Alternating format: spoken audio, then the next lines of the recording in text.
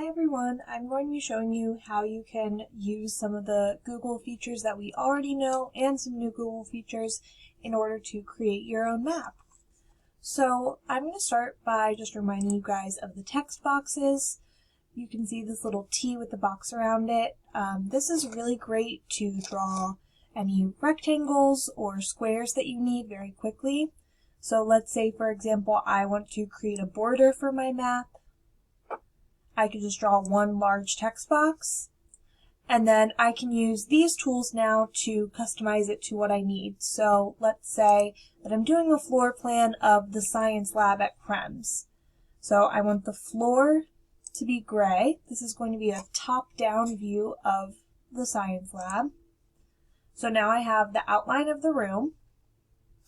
I can add more shapes to represent different things in the lab. So for example, I am going to represent where the door is, and I'll fill that in with a color. Now you can also label your shapes. So if you double click, you can change the color of the text. And let's say I want to make this white. Now I can label that this is the door. Okay. Some more things that you can do to help you with your map are, of course, all of the line tools that we have. So you can just draw a regular line, like let's say I want to represent the windows. I can make one thick line by changing the line weight. So the line weight is right here. And then, of course, I can change the line color by the pencil with the line underneath of it. So let's make the windows blue. And of course, you can go back in, add another text box to label.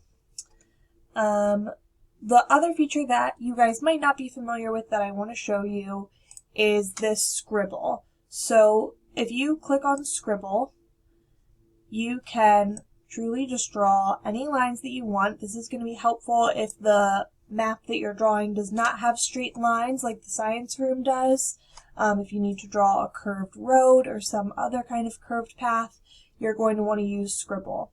Again, it's this feature right here where we always use line and arrow, but it's just down here at the bottom called Scribble. You can continue to further customize this Scribble, again, by changing the color of it, by changing how thick or how weighted the line is. And you can even change the texture of it or the shape of it. So you can make it dotted, you can make it dashed. Anything that you need to represent your map is all going to be included right here in these keys. If you have any questions about any of them, please let me know. I'm here to help you, and I can't wait to see your maps. Here is just a quick look at my almost finished map. There are some things that I have included, like labels and some more figures. There are some things though that I have not included purposefully that are a part of the map. So look out later this week. We are going to revisit this map and see what is missing and what still needs to be added.